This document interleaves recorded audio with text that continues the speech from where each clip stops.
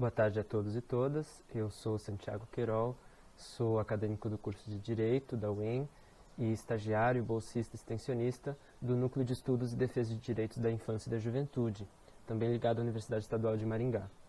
Estou muito feliz em estar aqui com vocês para mostrar um pouquinho de como foi o processo e quais foram os resultados que a gente obteve com a pesquisa que gerou o trabalho apresentado para o terceiro EAEX, intitulado Contribuições Tecnológicas e a Jurimetria na Atuação do NEDIG-UEM. Então, eu não preparei slides porque eu queria mostrar para vocês como funciona o site que a gente montou para a consulta dos dados que foram feitos. Mas só para dar um contexto geral, o NEDIG ele combina projetos de extensão, ensino e pesquisa. E, na extensão, o que a gente faz é oferecer um serviço, uma prestação e atendimentos jurídicos e psicossociais para crianças e adolescentes cujos direitos estão sendo violados ou sob ameaça de violação. A gente faz um cadastro com as informações das pessoas porque são elas que nos procuram, né? Então a gente pega todas as informações de contato, mas também em relação à demanda e um perfil socioeconômico das pessoas que a gente está assistindo. E é sobre esse cadastro que recaem as maiores mudanças que eu implementei, mas, claro, tive a ajuda dos outros estagiários e estagiárias do núcleo para que a gente pudesse ir utilizando esse novo cadastro, alimentando com dados, para a gente poder gerar os resultados estatísticos, que é o mais legal. Agora, além de ser um arquivo eletrônico, as respostas, na verdade é um formulário do Google Forms, e as respostas vão todas para uma planilha, e a partir dessa planilha fica bem mais fácil da gente sistematizar e comparar os casos que a gente atende e comparar as informações de cada um.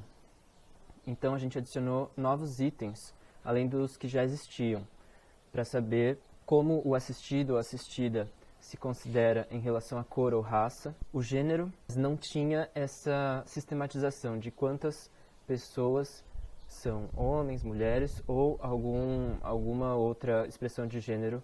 O parentesco do assistido e da assistida e da pessoa requerida, que é a pessoa contra quem a gente vai entrar com a ação em relação à criança, se os assistidos e assistidas ou as crianças e adolescentes têm alguma deficiência ou necessidade especial, então de que tipo, e se outros órgãos da Rede de Proteção à Criança e Adolescente, da região de Maringá, atendem a família. Então, com esses dados, a gente pode usar as estatísticas. Isso seria a jurimetria, nada mais é do que a estatística aplicada ao direito. Usar a estatística para restabelecer um elemento de causalidade e investigar múltiplos fatores sociais, econômicos, geográficos, éticos, entre tantos outros, como propõe Guedes Nunes, que influenciem o comportamento dos agentes jurídicos, incluindo as pessoas que buscam o atendimento do NEDIG. Mas também as decisões que podem vir daí também seria um próximo passo para a gente dar com essa pesquisa. Então, eu preciso fazer uma ressalva, porque esses dados começaram a ser coletados em 3 de junho de 2020 e foram utilizados para esse trabalho os dados dos atendimentos feitos até o dia 25 de setembro de 2020. Mas para essa apresentação, eu estou gravando no dia 16 de outubro, sexta-feira, eu utilizei os dados até o dia 15, né? Então, eles estão um pouquinho mais atualizados.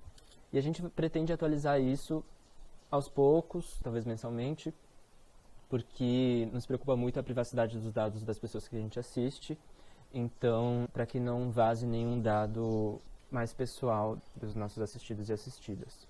Então, vamos ver os dados que são mais interessantes. Aqui vocês têm um link curto para acessar, mas o endereço completo seria sites.google.com/uem.br/nedig-dados. Vamos ver. Essa é a página, então, que todo mundo pode acessar pelo link is.gd/nedig-dados. Vou mandar aí agora no chat. Então, tem uma explicação breve de como funciona e da legenda de alguns termos utilizados aqui nos gráficos, mas eu explico para vocês na prática. Aqui à esquerda temos o período considerado, de 3 de junho de 2020 a 15 de outubro de 2020, e o número total de casos que aparecem. Não é o total de casos atendidos pelo NEDIG nesse período, porque o que está sendo considerado é uma amostra. Mas, enfim, todos que foram feitos pelo novo sistema. Então, a gente pode ver que 61,3% dos atendimentos foram demandas de guarda, visitas ou alimentos, e logo depois vem a execução de alimentos com 21% e 3,2% sendo de alimentos provisórios. Em relação à cor ou raça das crianças, 49% foi considerada parda pelo pai, mãe ou responsável, 43% branca e 7,3% preta. Em relação à cor ou raça dos assistidos, 49% se disse branco, 39,6% pardo e 11,3% preta.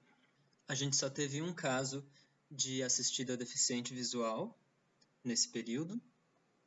A maior parte é de Maringá e de Paysandu, que são municípios que integram a comarca de Maringá. 93,3% das pessoas disseram que tinham condições de participar de audiência por videochamada nesse período de pandemia. A maior parte das pessoas não é proprietária do imóvel onde reside a família. 47,5% dos responsáveis disseram que o imóvel era alugado e 31,1% disse que era cedido. Nos casos de execução de alimentos, o valor da pensão alimentícia em porcentagem do salário mínimo vigente normalmente gira em torno dos 30%, a média é de 31,25%, mas tem também, de vez em quando, alguns casos fora da curva. A gente chegou a atender um caso cujo valor da pensão alimentícia a ser cobrado era de 70% e outro de 21%. A maior parte dos casos de execução de alimentos atendidos pelo NEDIGE não foram assistidos pelo núcleo no processo em que se definiu a pensão, geralmente é um processo de guarda com pedido de alimentos. Um outro tipo de representação visual interessante é a da nuvem de palavras. Aqui a gente pode ver os termos que mais comumente foram utilizados para descrever a profissão da pessoa que nos procurou. Geralmente é a mãe das crianças. A gente pode ver que muitas vezes são trabalhadoras domésticas, diaristas ou empregadas domésticas, e também muitas estão, aqui se lê, atualmente desempregadas.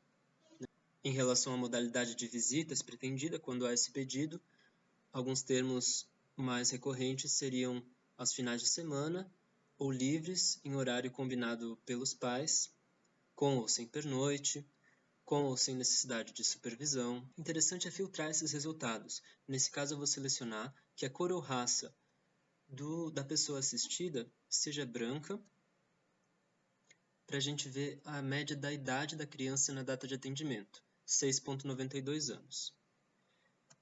Se a pessoa assistida é parda, a média é parecida também, 5,71. Agora, se a gente seleciona só as pessoas pretas, essa foi uma correlação que a gente encontrou no nosso estudo, a idade da criança é significativamente maior, a idade média.